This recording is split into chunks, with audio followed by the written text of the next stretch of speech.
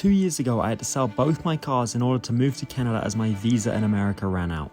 Finally, I bought a Mercedes 190E with the goal of building an Evo II replica for only $20,000. The only problem is, when I took the car in to get inspected, we got quoted between 10 to 12 grand, which is way more than the car is worth. Thankfully, I have a friend named Ethan though, who's going to be helping me do all the maintenance, and the goal is to get it all done for less than $3,500, which leaves me with $6,000 to do all of the fiberglass bodywork. And we've got to get the entire car done by June 1st, so that I can set off across the country hosting car meets. In the last video, I took the car and the body kit to Infamous Aero, the shop here in Calgary that's going to be helping me install the Evo II kit.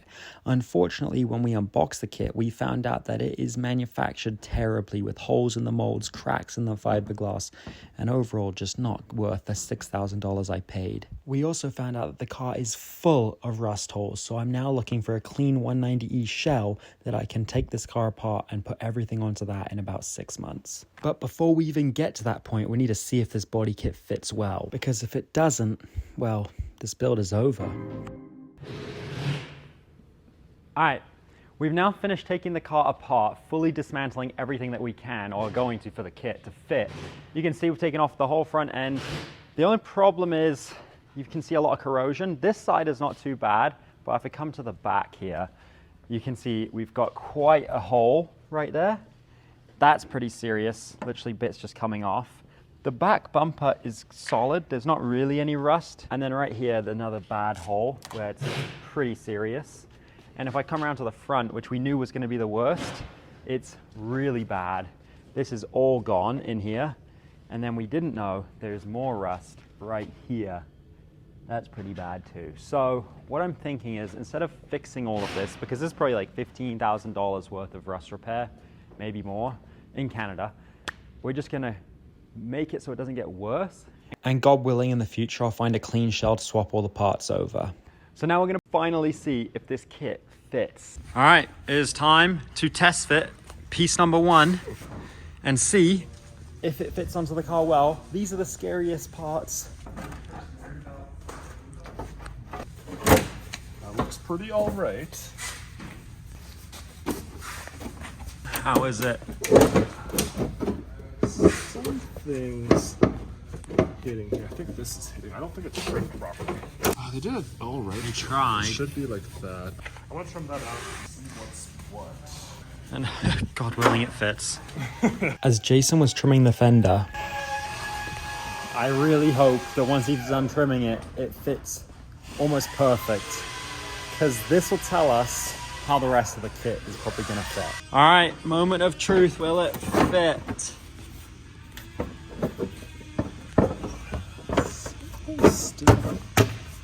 Well, it's also supposed to be out, isn't it? Because remember, we've got these pieces. Oh, yeah, duh. Okay. Yeah, no, this is just fine. That's just how it is. The door line's good. Just clips on here a bit, so this needs to be trimmed out a little bit. It's also very uneven. Yeah. Even for a really good kit, little stuff like that is expected. It's always easier to trim than fill, so I always like it when gaps are too tight. Okay. Like you saw me do with sanding it away, super easy. If I have to fill that though, then it's like build pain in the butt, pack stuff in, then trim it, so this is always good. And the front looks pretty good. Front does look pretty good. So what do you think? This fender, not bad. Like this, let's see. This needs to be trimmed out. All of this needs to be removed. Hole needs to be drilled out, but that hole is pretty much in this spot, so that's good. This hole is in this spot, so that's great. Again, this needs to be trimmed. This is too long. That needs to be trimmed out. This tab's gonna need to be reinforced because that's, yeah. Oh! Yeah, so. Crap. That's bad fiberglass, but that's okay. This It's appears to line good, up. Yeah. Door gap here sucks, but I think it's because it's touching that, so actually let's trim this out even more. How does it look with the hood closed? Oh. It's kind of crushing it right here. Yeah. Honestly, fitment so far looks to be like a 7. The quality of the manufacturing though is still like 3. a 3. This tab should not have broke from just pressing it lightly. But at least it fits okay. Yeah, no, that's a huge relief, because I was thinking, like, maybe if this fit as bad as that roof wing we test fitted, and I wouldn't even call this a roof wing, right? Like, I was gonna just cut all this off and graft it, use it as an over fender and graft it. Put it onto those. Middle fender. But it's good enough. I can work with this. 5 out of 10.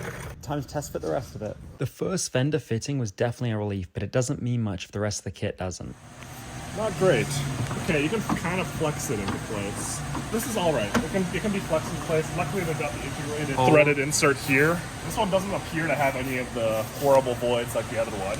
This is trimmed out nicely. Lines up with the door. I would give this a solid, like, 8 out of 10, honestly. As we started test fitting the rest of the pieces, including the massive spoiler, I was starting to look hopeful. The wing wasn't falling apart from being tapped on, but then we realized we have another problem. Very bowed. Yeah, that's the thing. The big thing that loses points here is it's kind of drooped in the middle. And it's drooped a lot, like water literally could build up here. You always expect a curvature this way a little bit. That's how you make downforce in a wing. Mostly the curvature this way shouldn't be there. It should be flat. Huge gouges that we need to body work. I would expect this quality from, like, a cheap eBay wing, you know? What you paid for the kit, it's a little disappointing. This is a pretty big Problem. sad. It's not a problem. Like, it's, you know, it's functional. It looks fine. Might bug you. Definitely a lot of work to fix.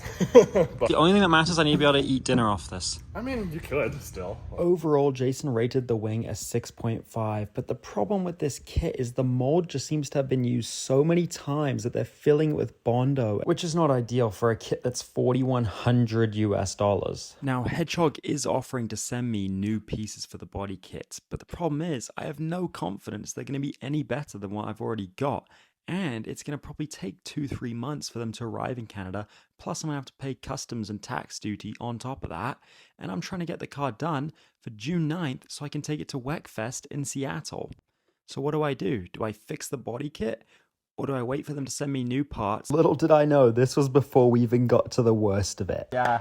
All right. So today we're going to be test fitting this side skirt. I've been told the worst piece of the kit, that it's the hardest part to fit. Yeah, DJ Marvin warned us about that, right? Yeah, which is a guy in Texas. They're building another one off of a real Cosworth because they got a little bit higher budget than me.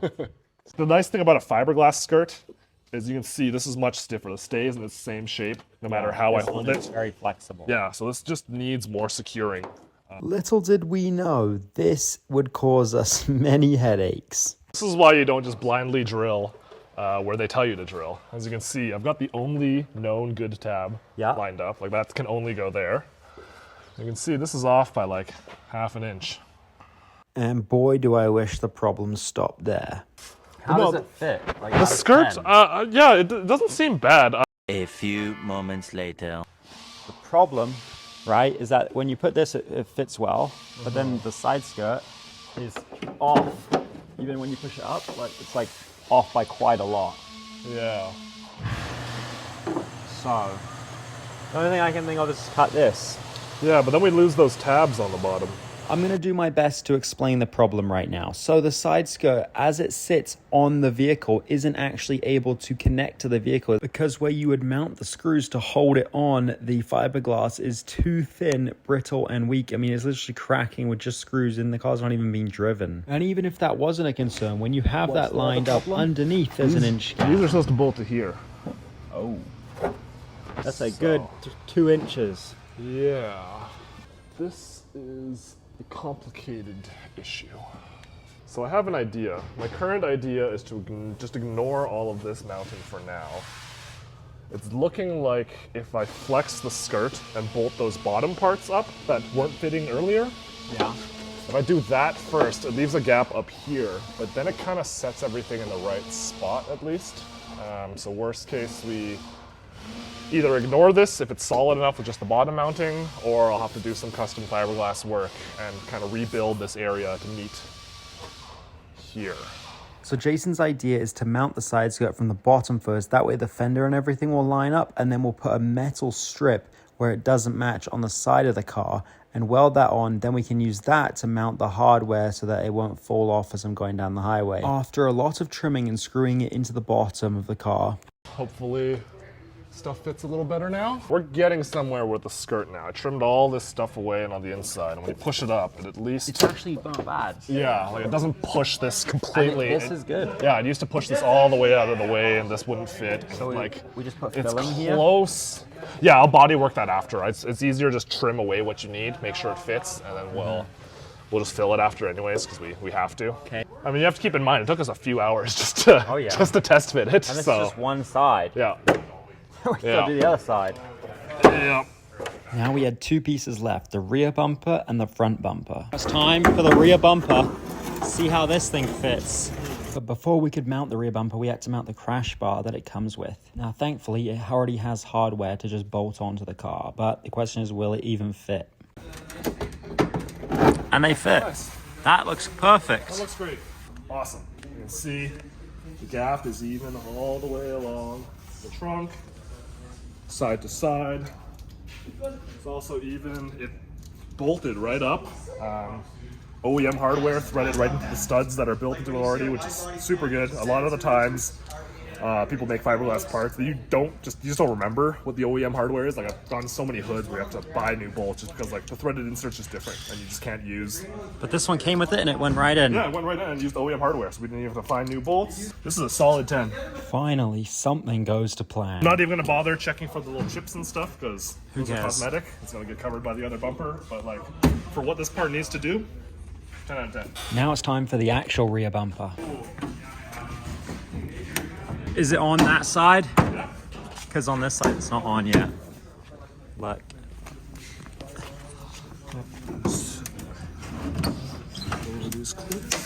Oh. We're good.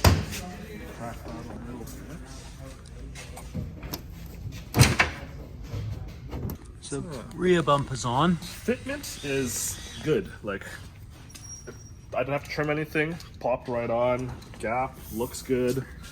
This gap looks good. There's a bit of a dip here, but again, kind of expected with fiberglass. The bumper itself seems a little wavy though. Like if you, I definitely see that. yeah, It's just not kind of flat. wavy. Like it's weird that it kicks up. Like I feel like by design it's supposed to be flat instead of ramping up. Yeah, I see that. And yeah, down all in here, this line is pretty wavy, especially by the exhaust too. Yeah. So that's not. So out of 10, This is. What's the alright. rating This on is it? It's probably a 7, 6.57. So we'll give it a 7 for now. not bad. Now we just have two pieces left. Yeah, skirts. And the front bumper. Let's see if the front bumper can mount.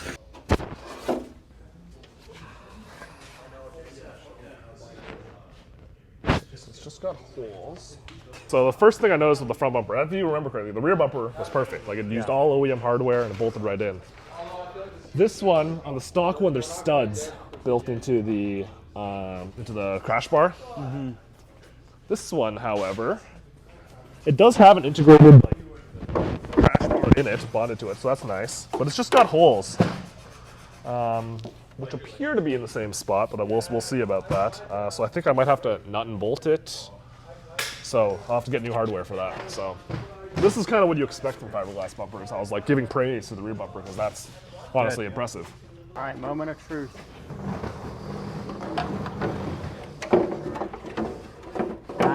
That is. I guess that's it. It looks all right. Sebastian, can you hold this in place? I just need to get a nut and bolt through. Yeah, that looks like it kind of lines up. I was so relieved to see that it actually fit onto the car perfect. Now we need to close the hood so we can see the actual gap Yeah. between the hood and this, which looks bowed in, This, but it might meant to be. It's not I can supposed to tell be like already. that. This is supposed to be flat all the way across. And that is so not flat. Like Yeah. that's up, and that Yeah, it is should be about down. Oh, the moment of truth. Will the hood fit, or is there going to be a massive gap? Bruh. And it goes up, which brings that down more. So yeah, not great, Yeah. but it could be worse. Yeah, it's not as bad as I thought, but it's not great. I can just fill it. Filling? Yeah, I can just fill it. But moments later, we realized we had a bigger problem. The fender mold caused the body line not to match with the bumper, whereas on the other side it was That's perfect. perfect. So it was definitely just the passenger side fender mold. Bumper's great. This fender, That's not good. little poo-poo. This isn't horrible. Like, I would just cut this off. And Yeah, then and Put it in the right twist spot, it. fill the gap with glass over there. It's not like crazy. Yeah, like even here and everything. How does Yeah. this even happen? The only explanation is they don't make this kit. It seems like the kit's made by a bunch of different people. The answer probably is that the kit is made by a bunch of different people. Am I able to get any money back from that? Okay.